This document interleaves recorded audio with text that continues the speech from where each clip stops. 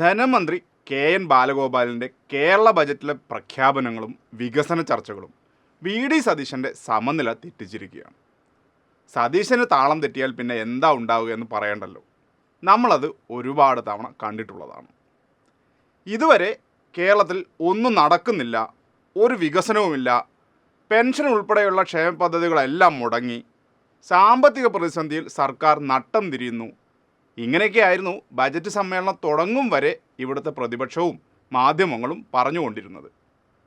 നടന്നത് ജനങ്ങൾ നേരിട്ട് അനുഭവിക്കുകയാണ് എന്നായപ്പോൾ പിന്നെ പ്ലേറ്റ് അങ്ങ് മാറ്റി. ഉണ്ടായതെല്ലാം UDF കൊണ്ടുവന്നതാണ് എന്നായി. കിഫ്ബി, ദേശീയപാത, സ്റ്റാർട്ടപ്പുകളുടെ വളർച്ച, ഇതൊക്കെ കല്ലിട്ടത് ഉമ്മൻചാണ്ടിയാണ് എന്ന സ്ഥിരം പല്ലവി തന്നെ. ഇത്തവണ കൂട്ടിന് പക്ഷേ മൻമോഹൻ സിംഗിനെയൊക്കെ പൊക്കിക്കൊണ്ടു വന്നിട്ടുണ്ട്. അതേ വ്യത്യാസമുള്ളൂ.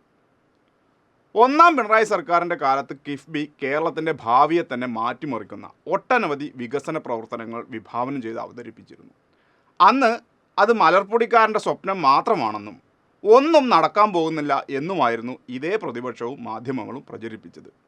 എന്നാൽ രണ്ടാം പിണറായി സർക്കാർ 3.5 വർഷം പൂർത്തിയാക്കുമ്പോൾ, അതല്ലെങ്കിൽ LDF സർക്കാർ 8 വർഷം പൂർത്തിയാക്കുമ്പോൾ UDFകാരായ MLAമാർ തന്നെ അവകാശപ്പെടുന്നത് അവരുടെ മണ്ഡലങ്ങളിൽ കോടികളുടെ വികസന പ്രവർത്തനങ്ങൾ നടത്തിയെന്നാണ്.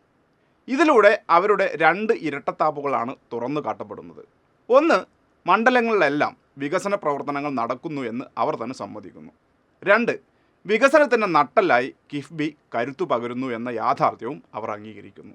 നിയമസഭയിൽ പ്രതിഭ MLA ഇത് ചില മണ്ഡലങ്ങൾ പ്രത്യേകം എടുത്തു കാട്ടിയപ്പോൾ പ്രതിപക്ഷത്തിന് ഒരു മിണ്ടാട്ടം ഉണ്ടായിരുന്നില്ല. 2016 വരെ കേരളം ഭരിച്ചിരുന്ന UDF സർക്കാരിൻ്റെ നിഷ്ക്രിയത്വവും ആർജവമില്ലായ്മയും ഈ സഭാ സമ്മേളന കാലയളവിൽ തുറന്നു കാട്ടപ്പെട്ടുകൊണ്ടിരിക്കുകയാണ്. അപ്പോഴും നിർലജ്ജം UDF MLAമാർ എട്ടുകാലി മമ്മൂഞ്ഞു കളിക്കുകയാണ്. എല്ലാ വികസന പ്രവർത്തനങ്ങളും അവരുടെ കാലത്താണ് തുടക്കമിട്ടത് എന്ന്.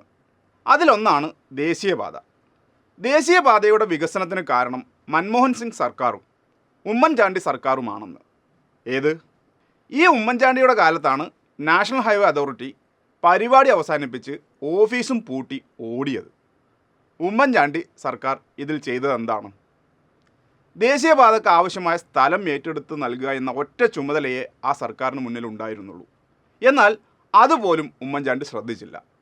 ഒടുവിൽ സർവകക്ഷി യോഗം വിളിച്ചപ്പോൾ അന്നത്തെ CPM സംസ്ഥാന സെക്രട്ടറി, ഇന്നത്തെ മുഖ്യമന്ത്രിയാണ് പറഞ്ഞത് സ്ഥലം ഏറ്റെടുക്കുന്നതിന് പൂർണ്ണ പിന്തുണ എന്ന്.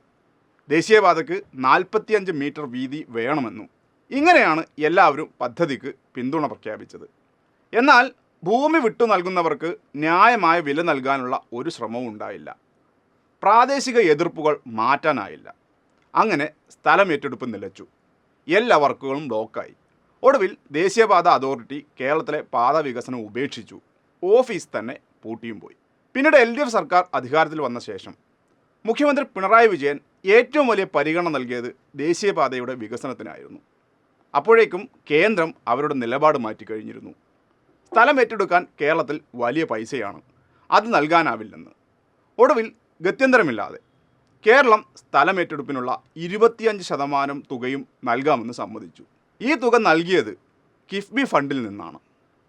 അങ്ങനെയാണ് ദേശീയപാത അതോറിറ്റി തുടർ നടപടി സ്വീകരിച്ചത്. അല്ലാതെ ഉമ്മൻചാണ്ടി ഇട്ട ഒരു കല്ലും കണ്ടുകൊണ്ടല്ല. അതുമാത്രമോ, പല സ്ഥലങ്ങളിലും സ്ഥലമെടുപ്പ് തടയാൻ ശ്രമിച്ചു. ഓർമ്മയില്ലേ കീഴാറ്റൂർ ബൈപ്പാസിനെതിരായ സമരം? നന്ദിഗ്രാമിൽ നിന്നും വരെ മണ്ണ് കൊണ്ടുവന്നു. ഇക്കാര്യത്തിൽ കോൺഗ്രസും BJPയും തൊട്ട് പരിസ്ഥിതി പാണ്ഡിത്യം വിളമ്പുന്ന നീലാണ്ടന്മാർ വരെ സംഘടിച്ചു.